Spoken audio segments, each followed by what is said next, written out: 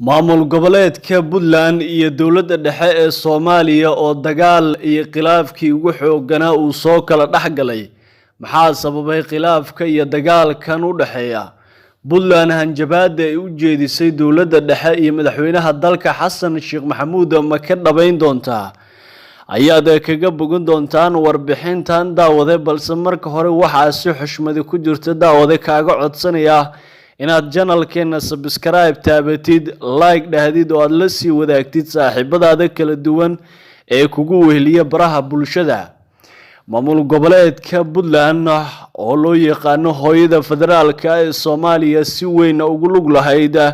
saameynta siyaasadeed ee dalka ka jirtay sidoo kale hoggaanadii kala duwanaa ee dalka soo maray haba ugu dambeysay maamulkii ugu dambeeyay ee uu talada hayay madaxweynihii hore ee dalka Maxamed Cabdullaahi Farmaajo oo ay si weyn u mucaaradeen si weyn ay kaga soo horjeedeen balse xilligan waxa bilaabanaya khilaafkii ugu horeeyay ee ka dhanaa madaxweynaha dalka Xasan Sheekh Maxamuud iyo dowladda dhexe iyagoo sheegay in qodob muhiim oo dowladda federaalka ee Soomaaliya saxiixda hadii aysan ka laaban in xaaladii ugu xumeyd ay gali doonaan iyagana go'aan u gooni ay ka gaari doonaan ka Puntland ahaan haddaba waa maxay waxyaabaha xilligan soo kala dhaxgaliyay khilaafka ayaan dul istaagi doonaa daawade dowladda Puntland ayaa ka soo horjeesatay go'aan ka soo baxay dowladda dhexe wasaaradda kalluumeysiga iyo kheyraadka badda ee dowlad goboleedka Puntland ayaa ka hor timid go'aan ay ku sheegtay in uu yahay mid sharci darro ah haddaba go'aankaasi oo ka soo baxay wasaaradda kalluumeysiga ee xukuumadda federaalka ah ee Soomaaliya oo ahaa cid aan ahayn dowladda dhexe in aysan bixi karin shatiga kalluumeysi war-saxaafadeed ayay ka soo saartay Puntland arrintaasi waxaana wasaaradda kalluumeysiga iyo kheyraadka badda ee dowlad goboleedka Puntland ay sheegtay in dastuurka qodobkiisa 44 uu cadeynayo in qaybsiga kheyraadka dalka ay ka wada xaajoon karaan dowladda federaalka ah iyo sidoo kale dowladda xubnaha ka ah oo loola jeedo maamul goboleedyada iyadoo loo marayo qaab dastuuri ah isla markaana ay sharci darro tahay qaab kasta oo ka soo horjeeda qodobka 44 ee qaybsiga kheyraadka dalka iibinta iyo ka wada xaajoodka wax kasta oo ku aadan kheyraadka dabiiciga ah war-saxaafadeedkan Puntland ayaa ahaa mid aad u dheeraa kana kooban 2 bog waxaana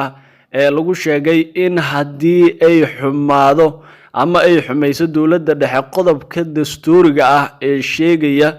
in qaybsiga kheyraadka dalka ay ka wada xaajoon karaan dowladda federaalka ah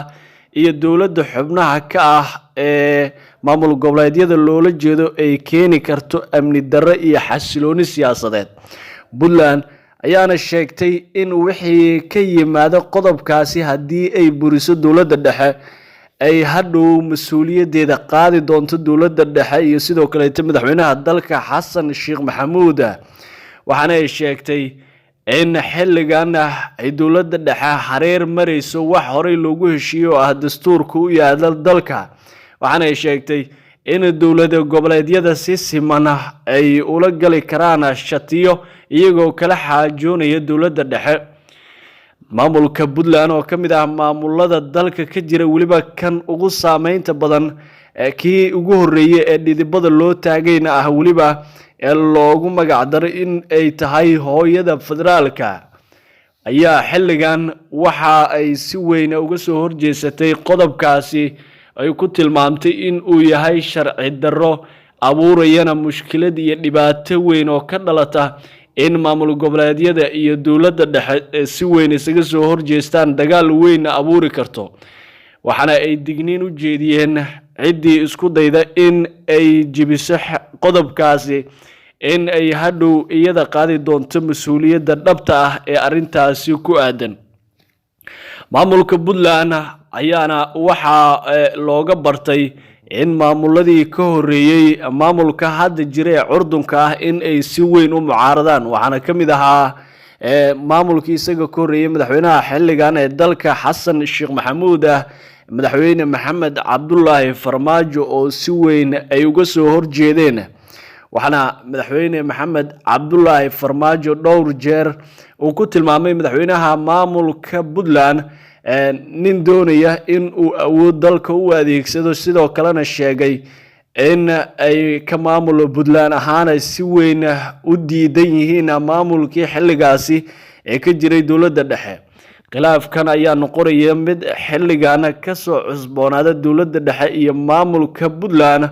kaasi oo sababi kara in khilaafkan uu sii baaho haddii aan wax laga bedelin. waana sida ay xilligan ku soo waramayso wasaaradda kalluumeysiga ee dowlad goboleedka maamulka Puntland. haddaba daawade, haddii aad intan nala soo gaartay, waxaa ka codsanayaa daawade inaad subscribe taabato, like dhahdo oo aad u sii share garayso saaxiibadaada kala duwan ee kugu weheliya baraha bulshada. qaybta commentiga waxaad noogu qori kartaa fikirkaaga ama aaraahdaada. sidee ayay kula muuqataa in xilligan uu khilaaf soo kala dhex galay dowladda dhexe iyo sidoo kaleeta maamulka Puntland oo loogu yeero hooyada federaalka ah? mase qabtaa in loo daayo waxyaabaha heshiisyada ama shatiga ah dowladda dhexe? mase habboon tahay in xilligan maamul goboleedyada dalka oo qaarkiis xilligan ku jira dagaalo ka dhan ah ururka al-shabaab, in xilligan uu khilaaf iyo dagaal xoogan uu ka dhex dhalan karo dowladda dhexe iyo sidoo kaleeto maamulka Puntland oo si weyn u awood badan, ciidamada ugu tirada badanna gacanta ku haysta marka loo eego maamulada kale ee dalka ka jira? fikirkaagu waa noo muhiim daawade, adiga oo noogu qori kara qaybta commentiga. haddii uu yahay mid wax ka bedeli karana waxaan isku dayi doonaa in aan soo qaadano. daawade, waxaan ka codsanayaa inaad muuqaalkan like saarto si uu meel dheer u gaaro muuqaalkan oo ah mid muhiim ah. mar waliba waxaan u taaganahay inaan kuu soo gudbino xogtii ugu dambeysay ee dalka iyo dibadda oo aad kaga bogan karto xogo rasmi ah iyo sidoo kaleeta warar xaqiiqda ku saleysan.